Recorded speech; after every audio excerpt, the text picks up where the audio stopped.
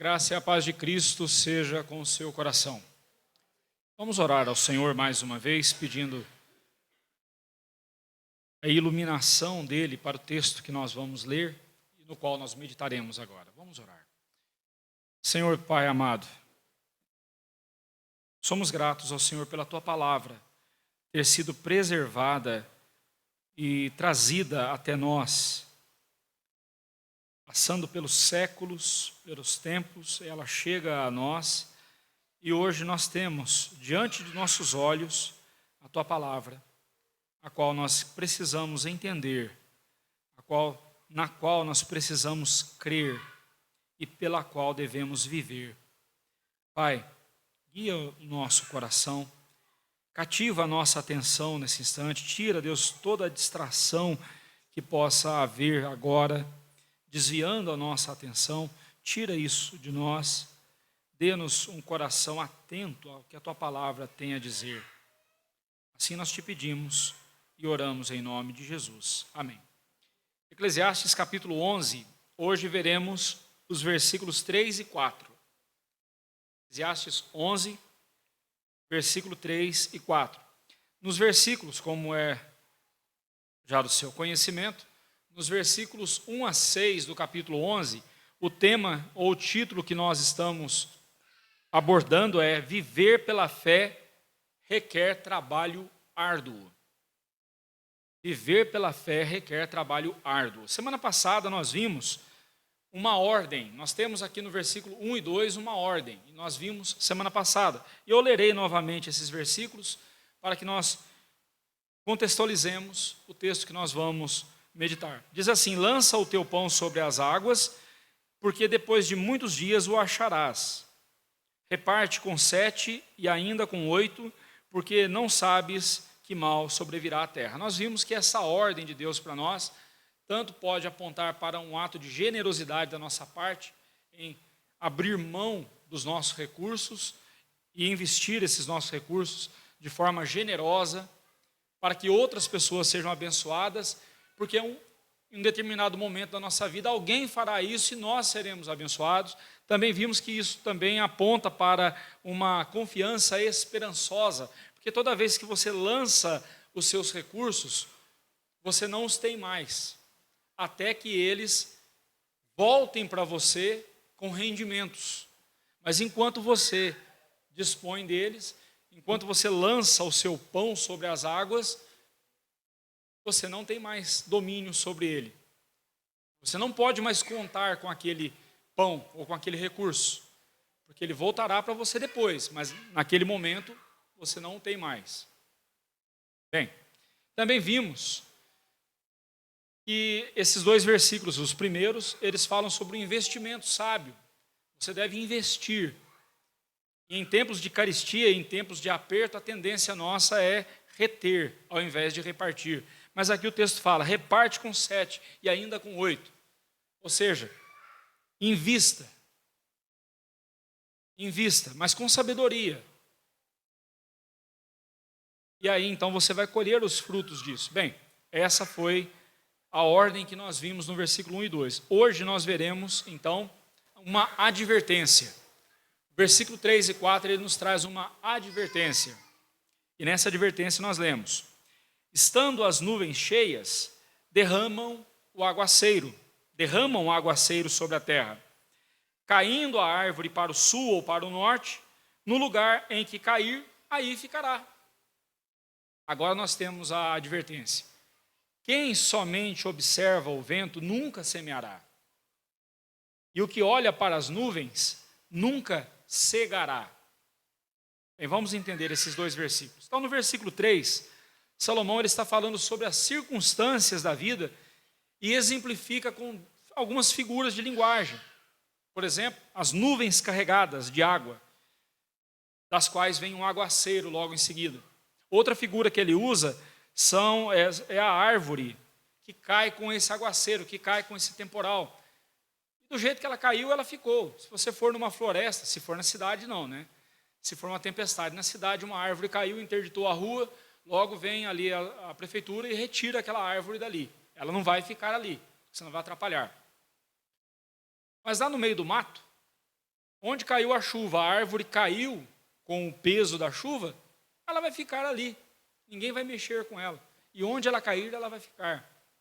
O que Salomão quis dizer com essas duas figuras que ele usa aqui, né? O que ele está mostrando para nós é que nós não temos controle sobre as coisas mais comuns dessa vida. Sim, uma nuvem cheia ou um céu carregado de nuvens pesadas e depois uma tempestade é algo comum, ainda que nos impressione, mas é algo comum. Quantas tempestades nós já vimos na vida, não é mesmo? Faz parte da vida. Há pouco estava conversando com a irmã Helena, com a dona Helena. E aí, irmã, tudo bem? Ela falou, tudo bem, pastor, só dor no joelho que atrapalha e tal. Mas a dor faz parte da vida, né? E é verdade. Viver dói. A dor faz parte da vida. Nuvens carregadas fazem parte da vida. É coisa comum. Nada de anormal nisso. Uma árvore caindo com o peso de uma chuva forte, de uma tempestade, onde ela cai, ela fica. O que Salomão está mostrando para nós é justamente isso. Mesmo as coisas mais corriqueiras, mais comuns dessa vida, nós não temos controle algum sobre elas. Guarde essa verdade, daqui a pouco eu volto nela. Porque nós temos essa tola ideia, ou esse engano em nosso coração, de achar que nós temos o controle sobre as coisas. Também não estou pregando aqui que você deve viver desregradamente, não. Mas você já experimentou isso? Você levando uma vida regrada, uma vida calculada, né, milimetricamente, e de repente tudo sai do seu controle. Vem uma enfermidade e leva todas as suas economias. E às vezes não só leva as economias, como deixa dívidas. Fugiu do controle. Às vezes é a opinião de uma pessoa ou a ideia de uma pessoa que convive com você e não bate com a sua ideia e aí você fica chateado porque não está fazendo do jeito que eu queria. O que é isso? Nossa mania de querer controlar as coisas. O filho desobediente, que o pai chama a atenção, disciplina e o sujeitinho continua teimoso, continua errando. Nós não temos controle. Que não quer dizer que não temos responsabilidade. Pensando no caso do pai, ele tem responsabilidade sobre o filho, ele não pode abrir mão da disciplina, da correção, da educação do seu filho, ele não pode abrir mão disso. Mas é uma verdade, se você é pai, você sabe o que eu estou falando. Nós não temos controle sobre eles.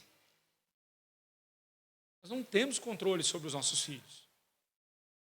Que não quer dizer que nós vamos deixá-los à vontade, não é isso. Mas justamente porque eles não querem nos obedecer, fica claro para nós, fica evidente que nós não controlamos, nós não temos o controle. E aí, o que fazer diante disso então? É aí que nós precisamos confiar naquele que tem o controle sobre todas as coisas. Aquele que está acima do sol e tem o controle sobre tudo que está debaixo do sol. Tudo que está nessa vida. Nós temos que confiar em Deus. Voltarei nesse versículo daqui a pouco. Vamos para o versículo 4. Daí então o versículo 4, usando a figura, uma figura extraída da agricultura, na qual um agricultor ele fica observando o vento, e se ele ficar observando bem, a gente precisa entender como que era a semeadura naqueles tempos. Hoje não, hoje é feito com maquinário. Quando eu era criança, ajudando meu pai a plantar arroz, plantar feijão, não era de qualquer jeito, né? A gente fazia ali as carreiras, né? As fileiras, né? As eiras, como a gente chamava, e ia plantando certinho. Mas naqueles tempos, nos tempos antigos, especialmente o plantio do trigo, as sementes eram jogadas. A terra era preparada, a terra era afofada, era devidamente adubada, tudo mais. E aí, então, uma vez que a terra estivesse pronta, o semeador vinha com um embornal aqui do seu lado, enchia a mão de sementes e saía jogando. Depois, do jeito que nascesse, ele ia lá e colhia. Agora imagina, esse agricultor levanta de manhã e ele levanta decidido de fazer a semeadura, fazer o plantio. Mas ele olha e fala assim, bem, eu tenho que ver como que está a força do vento. Se estiver ventando muito, a semente não vai cair onde eu quero, porque o vento vai jogar a semente em outro lugar. De repente eu jogo ali e o vento joga a minha semente na pedra, aí não vai adiantar nada. Ou ele joga a semente no lago, não vai adiantar nada. Então eu tenho que prestar atenção na força do vento, eu tenho que ver de que lado o vento está vindo. Aí Salomão diz, mas se ele ficar reparando no vento, se ele ficar analisando muito o vento, ele não faz o serviço dele. E aí ele vai para o outro extremo, ele vai para a colheita. E aquele que fica olhando as nuvens, eu acho que vai vir um aguaceiro. Está vindo uma nuvem lá no...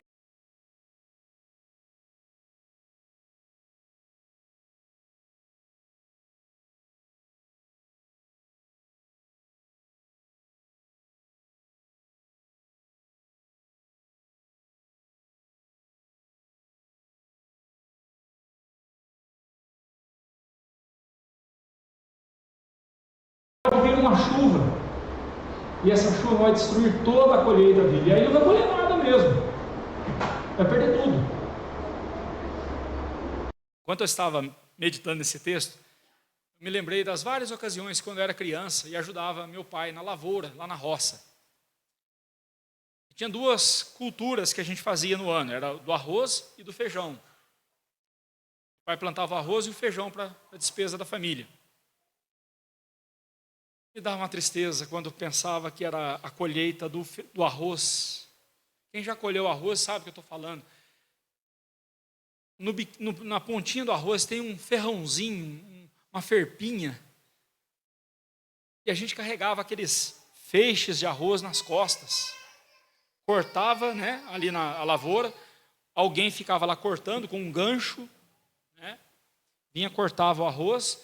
E aí nós recolhíamos aqueles feixes enormes e levávamos para uma casinha que tinha lá no meio da lavoura. E nessa casinha fechada, batia o arroz, os cachos de arroz batiam numa banca, parecida com essa mesa, mas era toda vazada. Você batia na banca para poder colher, separar o arroz da palha. Daniel, depois de um dia carregando esses maços de arroz nas costas, esses feixes de arroz nas costas, à noite você não conseguia dormir. Você tomava banho, as ferpinhas entravam na pele. Meus irmãos, aquilo era um suplício, um sofrimento. Quem já colheu arroz desse jeito sabe o que eu estou falando. Bem, aí depois vinha a colheita do feijão. A colheita do feijão não era muito diferente, não. Porque o feijão dava um pouco mais de trabalho. A gente arrancava os pés de feijão já bem maduros, a gente arrancava, já estava quase amarelando, já estava quase seco. A gente arrancava os pés de feijão e levava para um terreiro enorme que tinha, lá um espaço enorme, que tinha um pátio enorme. E ali, então, a gente abria ele ao sol, para que o sol terminasse de secar o feijão. E uma vez que os pés de feijão estivessem totalmente secos, nós pegávamos umas varas de eucalipto, as varas grossas, e aí a gente ia abater o feijão. Ia dando varadas no feijão, para que eles soltassem das vagens e ficassem só os grãos de feijão. Não sei aqui se alguém já fez um serviço parecido, mas, meus irmãos, era um bom dia, era um bom trabalho para você fazer quando você estivesse com raiva de alguém. Aí você pegava aquela vara e batia com vontade. Obviamente, eu não aconselho você fazer isso, porque isso não vai resolver. Se você está com raiva de alguém, não é assim que se resolve.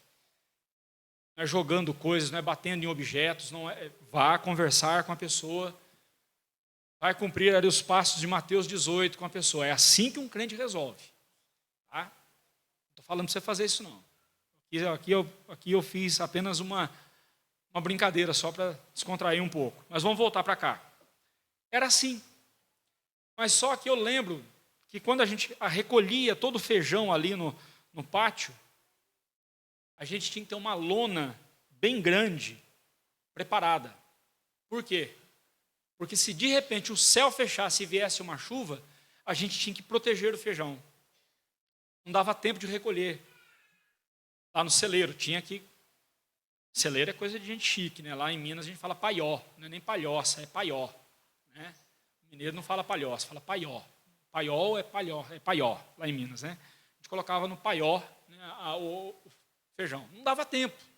E para não perder a lavoura, que seria o sustento de um ano todo, então a gente tinha que cobrir rapidamente. Meus irmãos, era uma vida difícil, viu?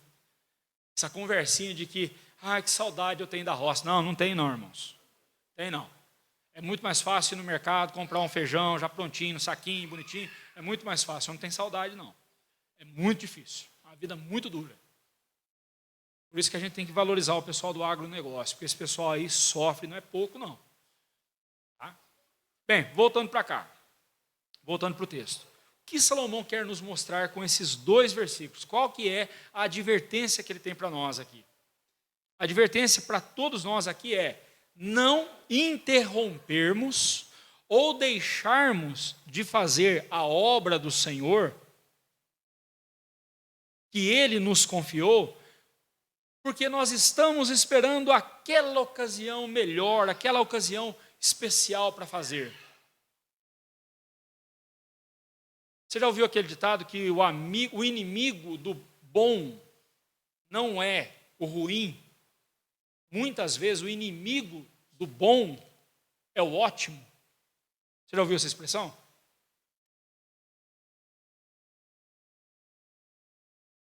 Eu confesso que eu uso ela com muito cuidado. Cuidado porque de medíocre esse mundo está cheio. E eu não quero incentivar a mediocridade. Eu quero incentivar a excelência. Mas, muitas vezes, a gente quer tanto fazer uma coisa tão bem feita, tão caprichada, que a gente deixa de fazer o que é bom, deixa de fazer o básico. E o básico já seria o suficiente. O básico já seria o suficiente, já estaria de bom tamanho.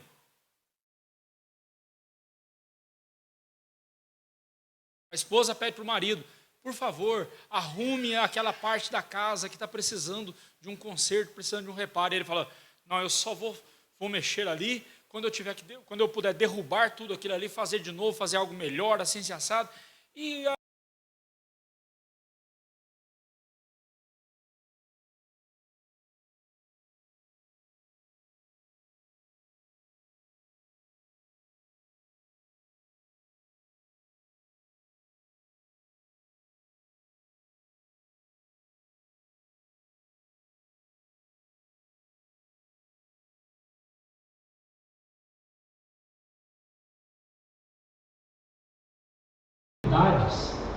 às vezes são oportunidades especiais que Deus nos deu e nós deixamos passar, porque nós, no nosso perfeccionismo, na nossa arrogância, na nossa soberba, a gente quer fazer muito melhor, mas para fazer melhor eu preciso de uma ocasião mais adequada para fazer.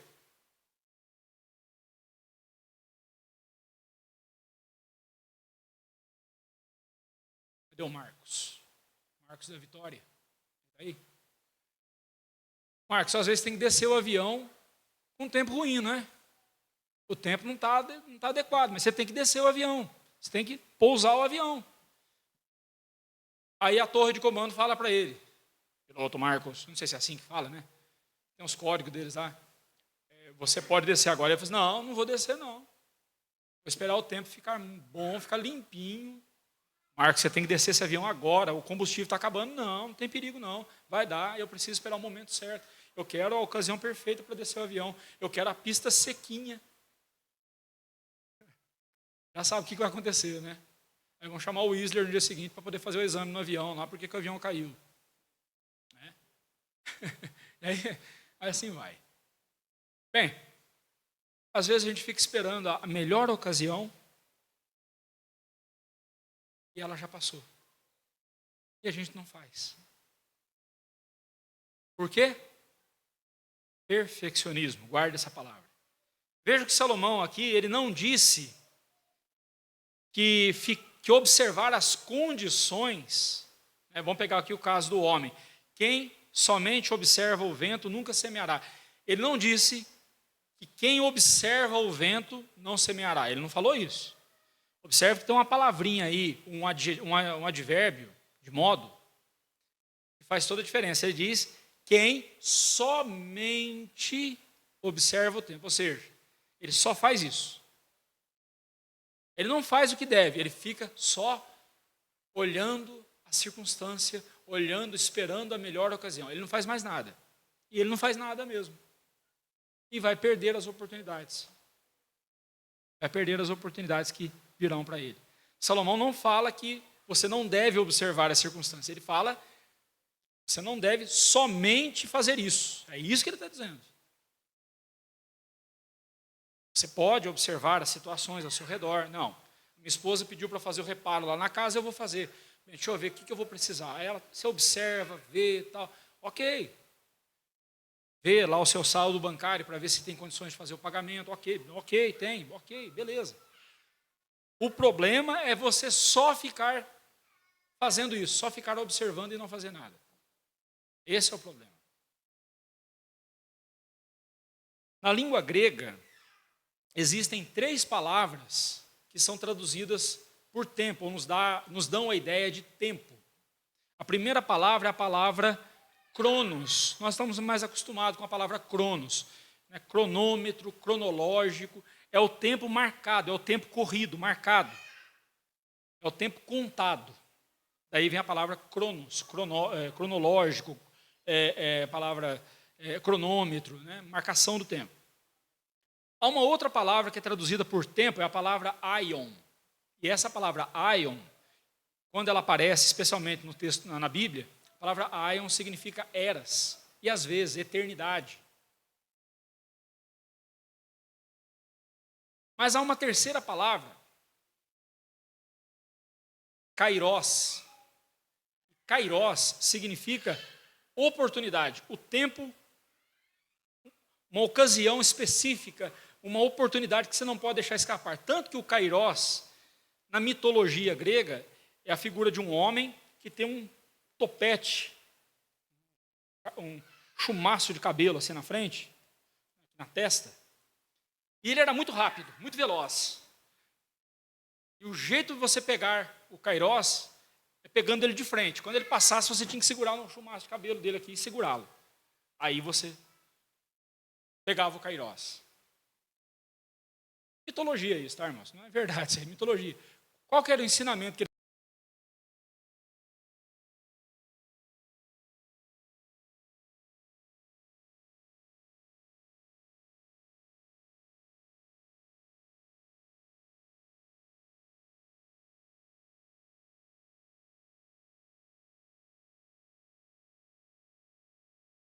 Parecer lá a grande coisa, mas depois de um tempo você vai olhar para trás e dizer, mas por que eu deixei aquela chance passar?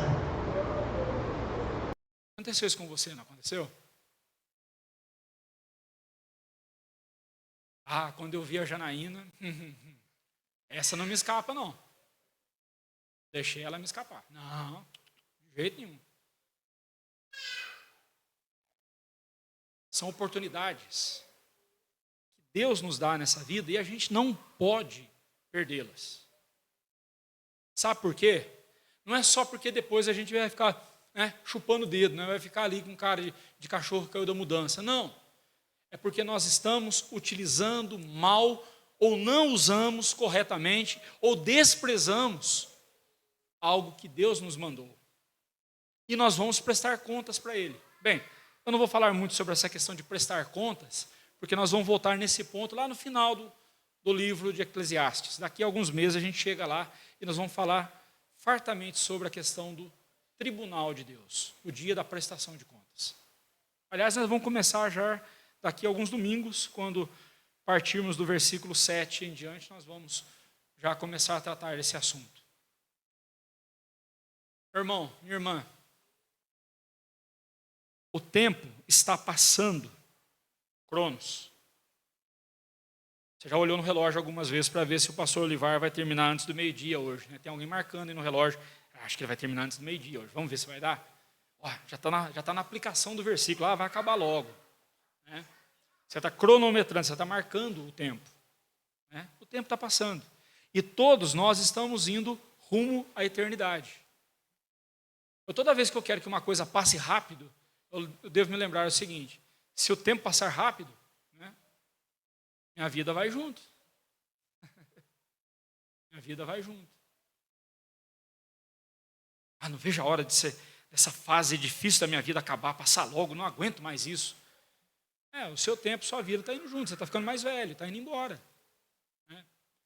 Eu não quero desanimar você, pelo contrário, porque nós crentes temos a eternidade pela frente. Aliás, todo ser humano tem a eternidade pela frente, mas nós crentes, a eternidade é com Cristo, é o céu de glória. Aqueles que não são crentes em Cristo Jesus, esses irão para a morte eterna, para o inferno, para a morte eterna.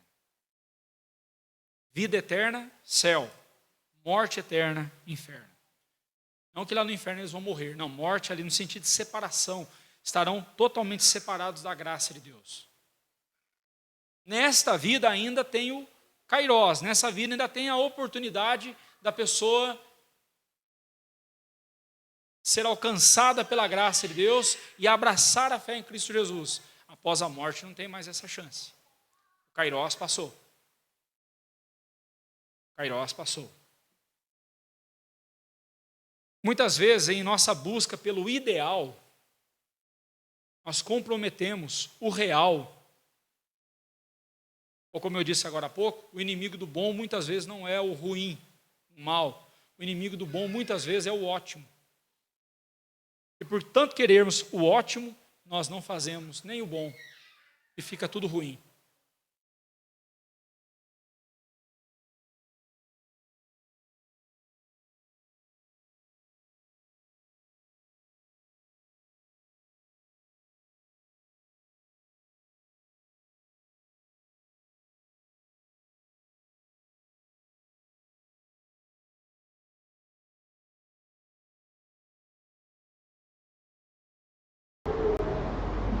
Esses versículos nos advertem contra dois pecados muito comuns em nossas vidas. O desejo de controlar todas as coisas. Nós vimos que se a árvore com aguaceiro ela cai para o norte ou para o sul, ali fica. Ou seja, as coisas são assim. Tem coisas, a maioria das coisas da nossa vida não estão sob o nosso controle. Aliás, praticamente nada da nossa vida está sob o nosso controle. Se eu passar mal aqui agora, eu não tenho controle nenhum. Nós não temos controle de absolutamente nada. O que não quer dizer que nós devemos ser irresponsáveis. Devemos tratar as coisas com irresponsabilidade. Não, não é isso que eu estou dizendo. Só estou mostrando para você que nós devemos tirar essa ilusão pecaminosa da nossa cabeça de achar que nós temos o controle da situação.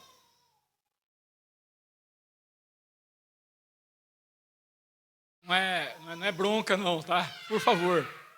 Mas é um incentivo para os nossos pais. Eu estou vendo aqui os pais com filhos pequenos fazendo de tudo para poder eles ficarem quietinhos e eles não ficam. Mas é isso aí, pais. Fiquem firmes. Continuem ensinando. Não tirem eles do templo. O lugar deles é aqui mesmo. É isso mesmo. Mas não tem controle, gente. Não tem controle. A criança quer chorar, chora. Não tem controle. É difícil, né?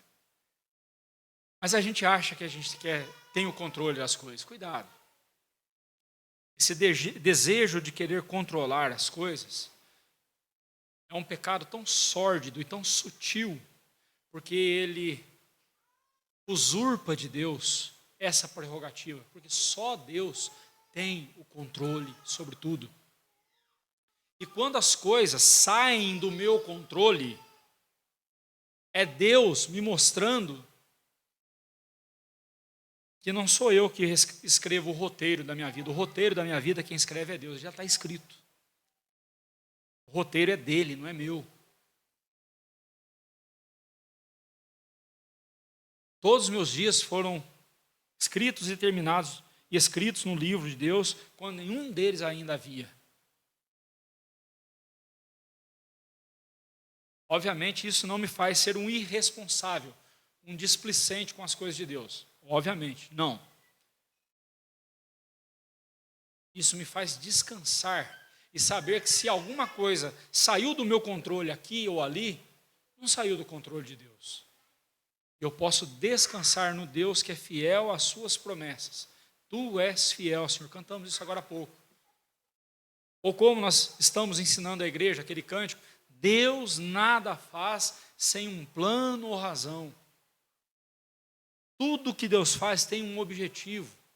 Em se tratando do nosso coração, é nos limpar, nos purificar, para que purificados e limpos, nós venhamos a dar mais frutos ainda para a glória do Senhor.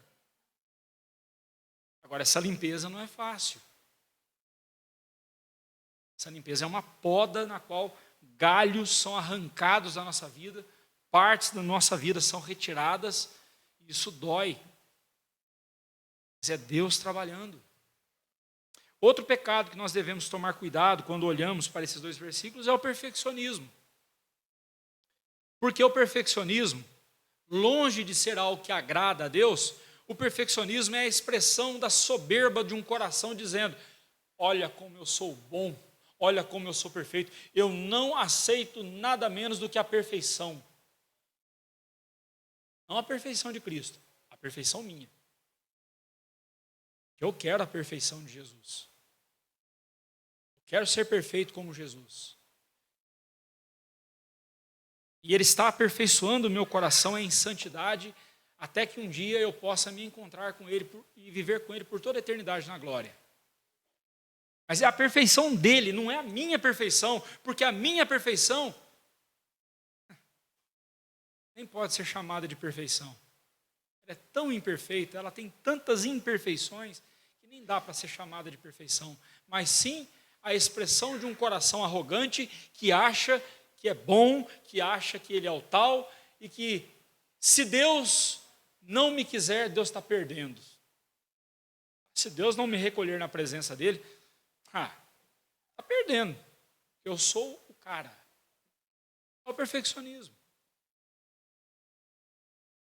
Então, minha irmã, quando você estiver ali fazendo um bolo, e você está caprichando naquele bolo, porque é o aniversário, é para o aniversário de uma pessoa querida, e você está fazendo o bolo, e de repente, aquela quininha do bolo, ali do ladinho, não ficou legal, e você foi tentar arrumar, piorou. Não joga o bolo fora por causa disso, não. Quem é perfeccionista sabe o que eu estou falando, porque é assim que o perfeccionista age. E o perfeccionista, ele é um desperdiçador. Quem é da área aí da computação, quem é da área aí dos gráficos, sabe o que eu estou falando. Você está ali fazendo um texto, fazendo um gráfico, tudo certinho e tal. Aí na hora de imprimir, você manda imprimir, a impressora dá uma enroscadinha. Você olha para aquilo. Joga. Ninguém vai ver aquele risquinho, só você viu. Joga fora. Só uma folha. E a tinta, e a energia, e o tempo. Perfeccionismo. Perfeccionismo escraviza. Como? Você vai sair de casa, você volta para ver se você fechou a porta. Aí você está lá no portão, você já está atrasado, mas você não. Será que eu fechei a porta mesmo? Deixa eu olhar. Você volta 10 vezes para ver se você fechou a porta. Por quê? Perfeccionismo levando você a ser um neurótico, a ser sei lá. Você está perdendo o seu tempo. Às vezes o inimigo do bom não é o ruim, o inimigo do bom é o ótimo. Seu chefe pede para você entregar um serviço e todo mundo já entregou o serviço, só você que não. Por quê? Você quer entregar o serviço perfeitinho, da melhor forma possível? Não porque você é um crente caprichoso, quer fazer isso para a glória de Deus, mas porque você quer que seus colegas olhem para você e não somente aplaudam, mas sintam inveja de você. Não é assim?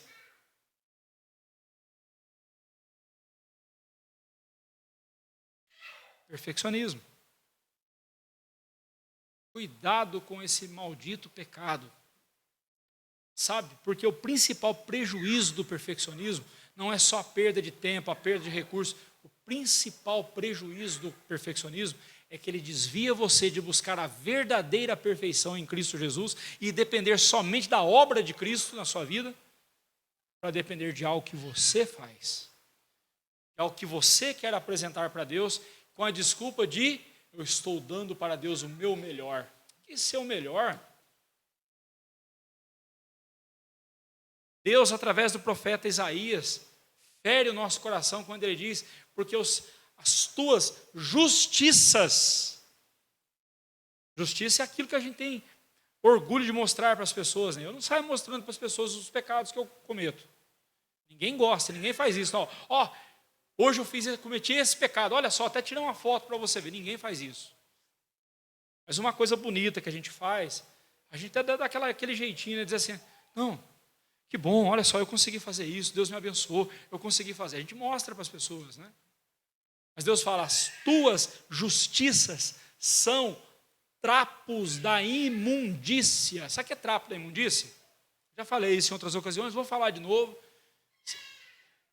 Eu sei que está na hora do almoço, mas vai lá. Trapo da imundícia eram as ataduras que os leprosos usavam para cobrir as suas feridas. E quando aquelas ataduras estavam cheias de pus, prurido, sangue, pele podre, eles removiam aqueles trapos de imundícia e não servia para mais nada, a não ser jogar fora, jogar no lixo. É isso aí. As nossas justiças, as nossas perfeições, aquilo do que nós nos orgulhamos em nós mesmos, para Deus é isso. E você acha que nós podemos então chegar diante de Deus com a nossa justiça e Deus vai nos aceitar? Para sermos aceitos por Deus, nós precisamos da justiça dele em Cristo Jesus, precisamos da justiça de Jesus para sermos aceitos na presença de Deus, porque é a justiça de Cristo que estará brilhando, estampada em nós. E Deus, ao olhar para nós, ele verá Jesus, verá a justiça de Cristo, a glória de Cristo em nós. E aí então ele nos aceita em sua presença. Fuja não só desses dois, mas por hora aqui, o texto, fuja do pecado de querer controlar tudo. Fuja do pecado do perfeccionismo. E quando o Kairós passar por você, segure ali o capucho do cabelo dele, não deixa ele passar, não, segura a oportunidade.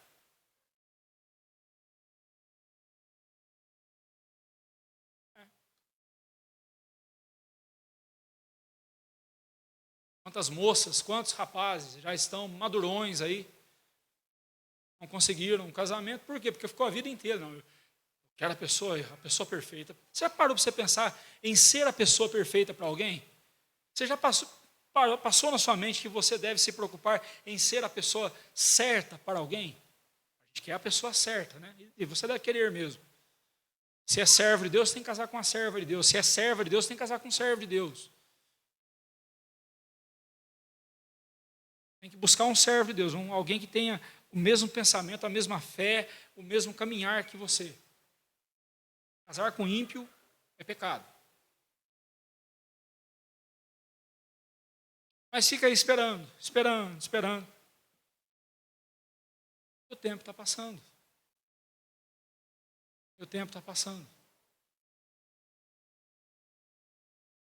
E você está esperando o príncipe vir no cavalinho branco, cavalo branco, né, no seu alazão branco, com sua capa reluzente, dourada, com seu cetro na mão. Um dia você vai ver o cavaleiro no cavalo branco chegando mesmo, vai ser Jesus. Você dispersou toda a sua vida. Você poderia estar vivendo e compartilhando com alguém. Esse é só um exemplo. Ou às vezes você fica ali buscando o emprego dos seus sonhos, aquele emprego onde você vai ganhar mais, e eu vou me preparar para ele, e passa a vida inteira desempregado.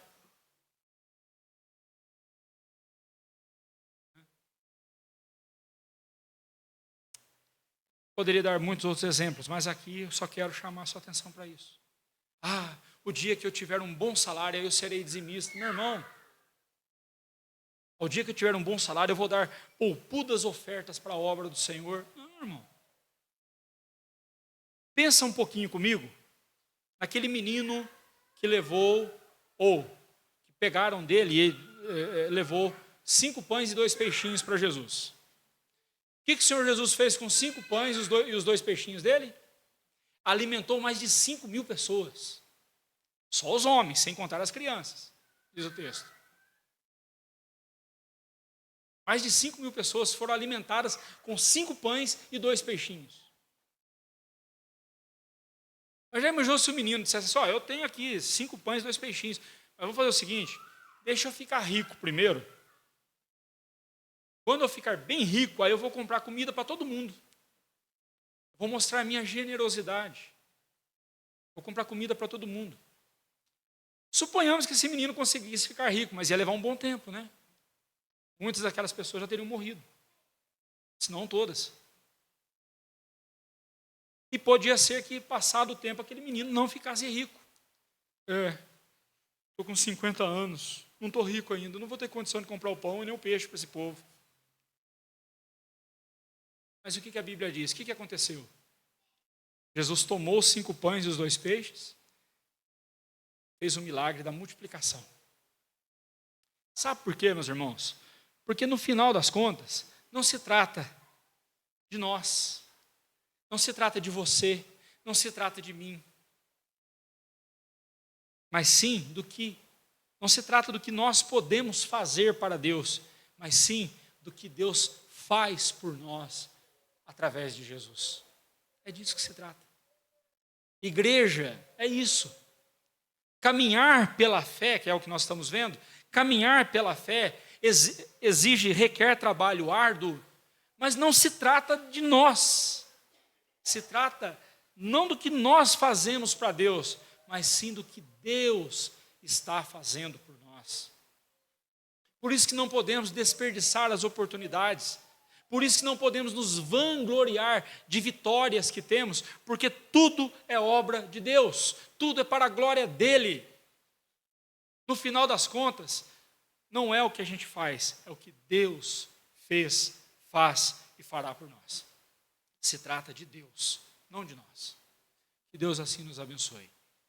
Que Deus assim nos capacite para vencer esses e outros mais pecados, mas vencendo esses 2 pecados. O desejo de querer controlar as coisas, ou a ilusão, né? Esse desejo ilusório de que nós podemos controlar as coisas. E o perfeccionismo. Porque tanto o controle quanto a perfeição estão só em Deus. Deus assim nos abençoe e que Ele seja glorificado em nossa vida. Amém.